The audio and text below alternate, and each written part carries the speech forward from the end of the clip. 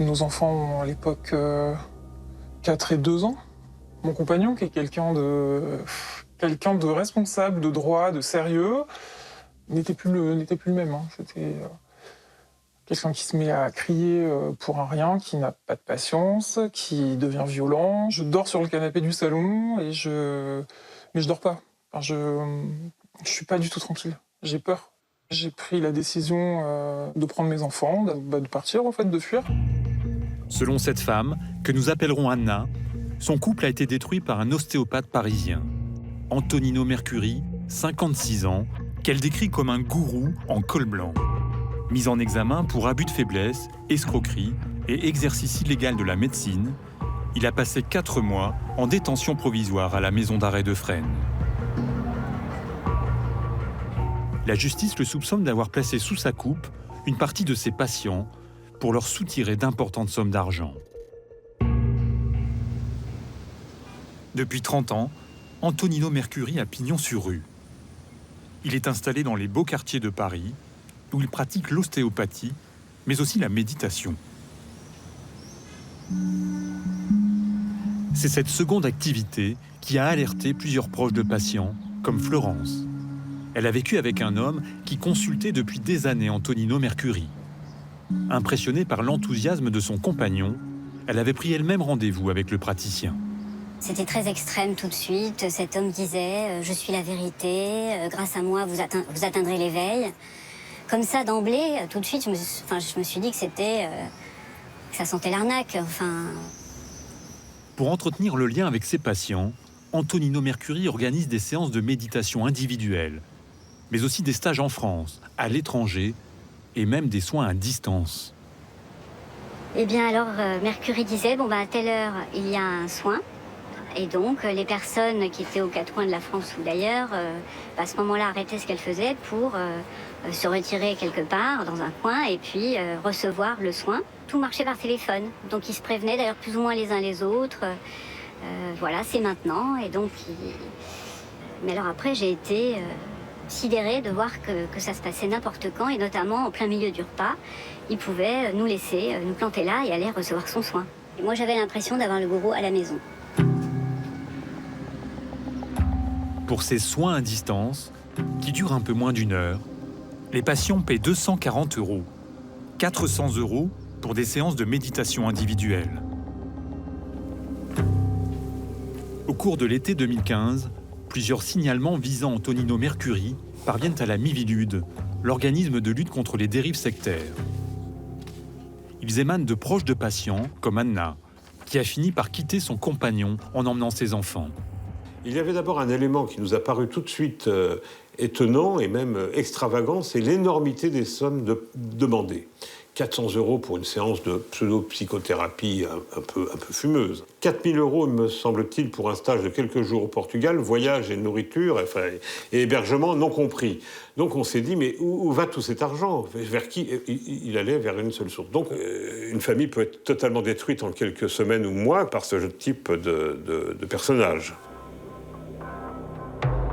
La Miviludes saisit alors la justice. Audition de victimes, écoute téléphonique, investigation financière. Un service de la police judiciaire spécialisé dans les mouvements sectaires commence à enquêter sur l'ostéopathe. Né à Aubervilliers en Seine-Saint-Denis, l'homme est issu d'une famille modeste de 8 enfants. Diplômé d'ostéopathie à la faculté de Dijon, il ouvre un cabinet dans sa ville natale, puis à Versailles. Par le bouche à oreille, il se taille une réputation de guérisseur et écrit un premier livre qui lui vaut d'être invité à la télévision. Il y développe ses théories, quelque peu ésotériques. Donc on a vraiment besoin de plus en plus de se raccrocher à une force. On est dans une sorte d'absence d'être, et là ça ressemble finalement à la non-vie. Et la non-vie, c'est pas la mort physique, mais c'est une mort profonde. Sylvie, infirmière en région parisienne, a consulté l'ostéopathe pendant plus de 10 ans. Elle a toujours été satisfaite de ses services. Quand vous allez, il est toujours accueillant, en fait. Il est quelqu'un de souriant, toujours agréable. Voilà. Après un soin, il vous offre un thé. Je ne pense pas qu'il y ait beaucoup de praticiens qui vous offrent un thé après un soin. Enfin, vous voyez, c'est une générosité, c'est vraiment l'ensemble de la personne qui est profondément humaine, quoi. Les enquêteurs découvrent qu'en s'installant à Paris dans les années 2000, Antonino Mercuri a diversifié ses activités.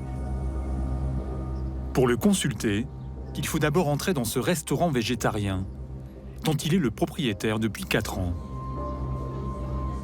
Voici ce que l'on y découvre. Des livres du thérapeute, bien exposés. Mais aussi des photos, notamment avec l'abbé Pierre. Au fond de la salle, derrière cette porte, son cabinet. L'homme y reçoit une clientèle aisée. Des avocats, des policiers, de grands patrons, des personnalités de la télé et du showbiz.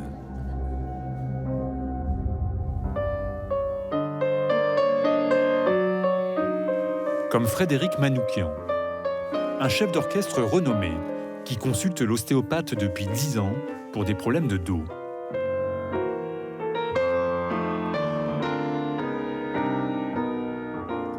Au fil du temps, Frédéric est devenu un peu plus qu'un simple patient. Si j'y suis resté aussi longtemps, c'est parce que ça fonctionnait. Voilà, c'est tout. Ça marchait bien. Et puis, il y a un rapport avec lui qui était très sympathique. On est devenus, pas amis, je dirais pas amis, mais on avait des connaissances, on avait des discussions. Il me parlait quand il avait soigné Mitterrand, quand il avait soigné des gens. Il me parlait un petit peu de choses comme ça. Puis moi, je lui parlais de musique. Il était intéressé par la musique, par ce que je faisais. À l'époque, je faisais toutes les grosses émissions de télé avec Michel Drucker. On faisait les tenues de soirée. Donc, on parlait de tout ça. Il aimait bien savoir. Pour Bertrand, un autre patient fidèle d'Antonino Mercuri depuis 15 ans, qui travaille dans l'immobilier et souhaite rester anonyme, l'homme, malgré son succès, avait su rester simple. C'était une personne très discrète. C'est pas quelqu'un avec des belles voitures, avec ce genre de choses. C'est pas quelqu'un qui était ostentatoire en termes de vêtements, en termes de... Monsieur Mercuri, c'est jean basket. En jean et en basket, certes, mais un homme d'affaires multicarte. Récemment, Antonino Mercuri avait créé une société de médiation spécialisée dans le conseil en entreprise, dont le site n'est plus accessible depuis sa mise en examen. L'enquête a établi que l'ostéopathe avait acquis notamment sous forme de viager une 50aine d'appartements, à Paris comme ceci, dans le 7e arrondissement, mais aussi dans toute la France. Un patrimoine estimé à 12 millions d'euros. En juin dernier, les policiers interpellent Antonino Mercuri à son domicile en région parisienne. Ils saisissent 200 000 euros en espèces, ainsi que des montres de luxe. Il en aurait acheté plusieurs dizaines, pour un total de près de 2 millions d'euros. La plupart dans cette bijouterie parisienne. L'ostéopathe, soucieux de spiritualité, cacherait-il un manipulateur matérialiste? Antonino Mercuri a retrouvé la liberté depuis 3 mois. Pour la première fois, il accepte de s'exprimer à la télévision. Il explique avoir un don qui permettrait de soigner douleur et stress. Il justifie ses tarifs et ses acquisitions. On m'a jamais donné d'argent, monsieur. On m'a payé mon travail, mais on m'a jamais donné d'argent. Mes tarifs étaient annoncés. J'ai jamais trompé qui que ce soit dans mes tarifs. 400 euros, ça peut paraître beaucoup. Oui, mais quand vous entendez les patients qui viennent vous voir en désespoir de cause et qui vous disent « tu sais, moi ça fait X fois que je vais voir tel et tel praticien, j'ai perdu du temps, ça me demande une après-midi ».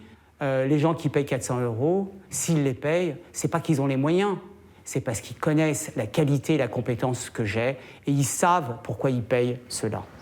Pour Florence, Antonino Mercuri aurait abusé financièrement de ses patients. Son ex-compagnon aurait fait d'énormes sacrifices pour le payer. Il travaillait tout le temps, il cherchait des travaux supplémentaires après son travail principal pour pouvoir payer. Je crois qu'il a demandé autour de lui de l'argent à sa famille, à des proches, ou à d'autres personnes d'ailleurs. Et Et puis, je me rappelle même aussi l'avoir vu un jour, amaigri, les traits tirés. Et il m'a dit spontanément, Mercury a encore augmenté ses prix. Je le sentais au bout du rouleau. Certains patients auraient dépensé plus de 10 000 € par mois pour bénéficier des soins d'Antonino Mercuri. L'ex-compagnon d'Anna, pilote d'avion, aurait même reçu de drôles de conseils venant de l'ostéopathe. Tu as besoin de changer de milieu, va t'humaniser et trouve des jobs comme ça. Et lui part vendre des fleurs à Rungis la nuit avant de s'envoler. Là, j'ai vu rouge véritablement, j'ai prévenu sa compagnie parce que c'était trop grave ce qui se passait. Vous pensez qu'il aurait pu se mettre en danger et évidemment mettre en danger les personnes qui transportent? Oui, ça aurait pu dégénérer, hein, bien sûr. Selon les investigations, Antonino Mercuri ne se contentait pas de soigner les hommes, il soignait aussi les animaux, à l'image de ses nombreuses photos dans son restaurant. L'une de ses patientes aurait réglé plusieurs milliers d'euros pour soigner sa chienne atteinte d'un cancer. Sans résultat. Selon la Miviludes, la dérive sectaire consiste notamment par le biais de pression à maintenir une personne en état de sujétion psychologique, ce qui entraîne des conséquences dommageables pour elle et son entourage. Mais pour ses soutiens, Antonino Mercuri n'entre pas dans cette catégorie. Est-ce que M. Mercuri, c'est un gourou? Non, non. Ça me choque. Ça me choque profondément. Je n'ai jamais, moi, en tant que personne, senti cette pression dont on peut l'accuser aujourd'hui de dérive sectaire, ou de, même moi, d'en avoir à la conscience.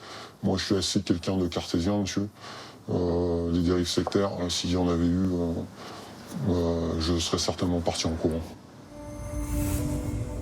De son côté, le thérapeute se défend d'avoir imposé quoi que ce soit à ses patients. Je n'ai jamais exploité qui que ce soit. Je n'ai jamais abusé qui que ce soit. Et je n'ai jamais mis en cause, j'ai envie de dire, j'ai poussé les gens à s'épuiser au travail. Ensuite, qui veulent payer leur consultation et qui veulent trouver les moyens de payer leur consultation, ça ne me regarde plus, là. L'enquête a établi qu'Antonino Mercuri aurait autour de lui une vingtaine de patients très fidèles, extrêmement dévoués à sa cause. Depuis son arrestation, tous ont été entendus par la police. Aucun n'a déposé plainte contre lui. Florence, comme Anna, dénonce une sorte de loi du silence. En fait, quand les gens sont dans ce système, ils ont perdu leur esprit critique. Donc, ils ne vont pas se plaindre.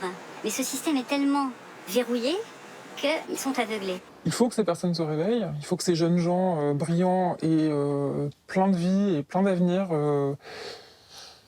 prennent conscience de qui est cette personne, qu'elles arrêtent de croire à ses pouvoirs.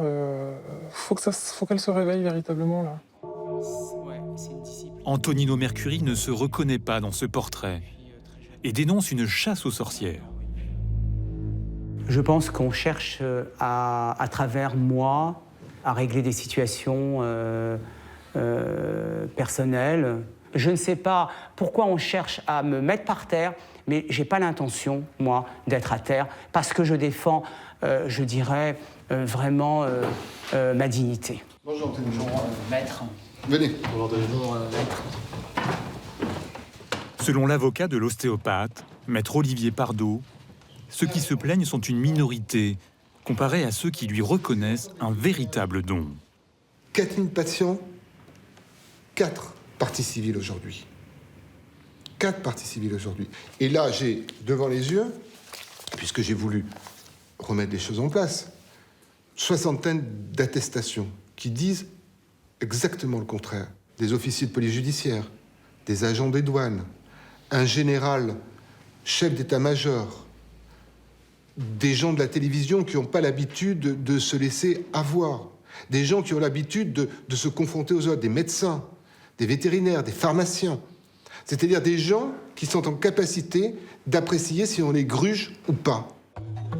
Pour déterminer si Antonino Mercuri est ou non un manipulateur, les enquêteurs ont commencé à entendre des dizaines de ses patients, les uns après les autres.